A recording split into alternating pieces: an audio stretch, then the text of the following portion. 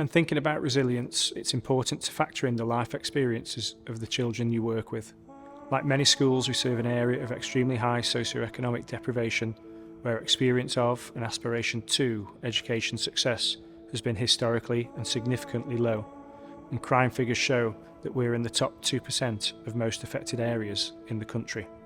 Over the years, we have welcomed a considerable number of asylum seekers and refugees who have experienced severe trauma on their journey to our country, community and school, witnessing things we can only imagine. As a result of this, you may expect that our children are forged by their environment, their locality, their experiences to become resilient. A view that survival of the fittest within our community results in toughened, hardened and streetwise kids that may be hard to reach, tricky to engage, that if they don't show resilience or they fail, then they are weak or vulnerable. But we know from the work that we do with children that in so many cases, that resilience you may expect to see is really only skin deep, a mask that they wear. Resilience is like a muscle. It can be developed and made stronger, but it can be exhausted too. We have lots of children and families whose resilience is worn out. As our work develops, we are increasingly framing our work through our vision in action.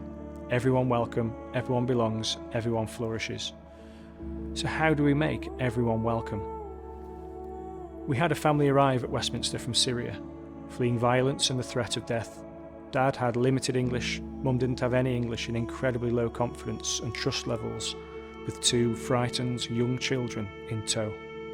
On arrival at school, we spent significant time building a relationship, and despite Mum's fear and lack of confidence, we were able to become the first port of call for the family who had an understandable wariness of officials and local government.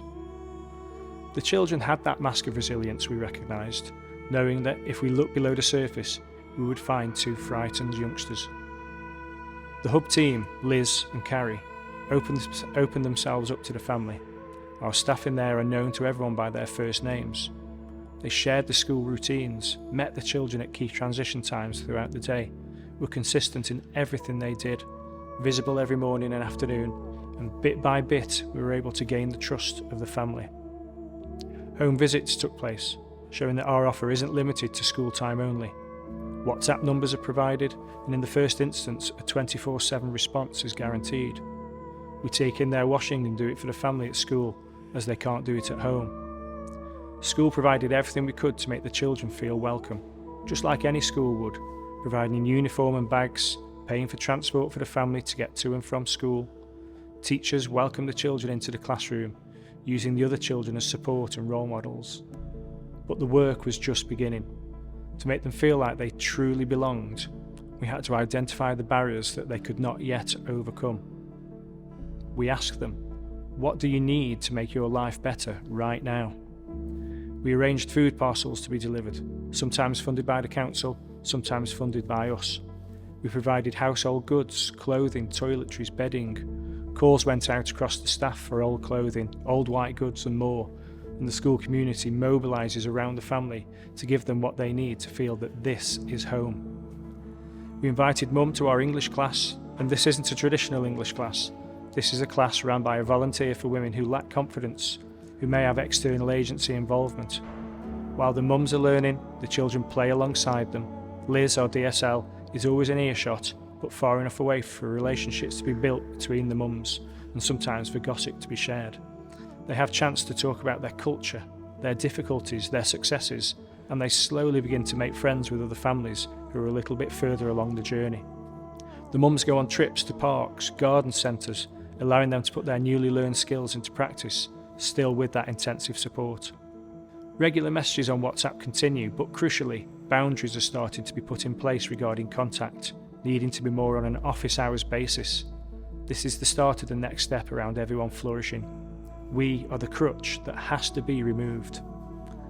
The family, like so many new to country, had several house moves of varying quality.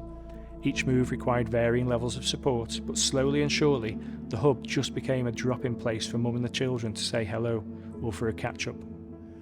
Things that the family need from us are reducing. However, we still have to liaise on their behalf with external services at times, especially the Home Office. Not many people know this, but the families have to pay for translators themselves when contacting the Home Office. There's not a universal offer.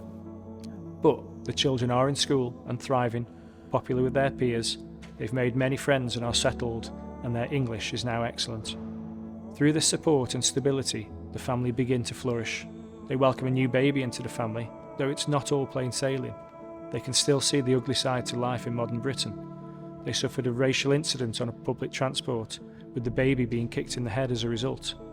Old habits die hard, and their first reaction was to come straight to school as they were too frightened to ring the police. Their experiences from Syria clearly staying with them, as in their home country, the police are often the ones to be frightened of. We stay with them when the police arrive to take their statements. That resilience still needs time to become strong. But the positives outweigh the difficulties. Dad is now proud to be working a little bit and studying for the driving theory test. The family have moved into their forever home, away from our school, not in BD3, and we're supporting them to find a new school. We could provide a taxi to bring the children to our school every day. We do miss them, but that isn't the right thing to do for them. They're in a new community, making friends with their neighbours. Mum is using her skills from English class to develop her garden, the children playing with the other kids on the street. The act of allowing them to flourish is to actually not help anymore, but it is hard because you form an emotional bond with the family and at times even become one of the family. And importantly, each offer of help, beginning with the smallest gesture of a smile or a nod of the head, is bespoke to the needs of the family. We watch, we listen, we learn and work together. We don't presume we have the answers. We always make sure we are listening for the questions. And it costs a lot to provide this offer, in time, in staffing, in resources, and doesn't naturally fall in the integrated curriculum of financial planning tools. But because of the children we work with, the families that see us as their only source of support in those early days, it is the fundamental piece of our school that allows us to show our vision in action. There can be no flourishing for our children if we don't make the whole family welcome and feel that they truly belong in our community and city.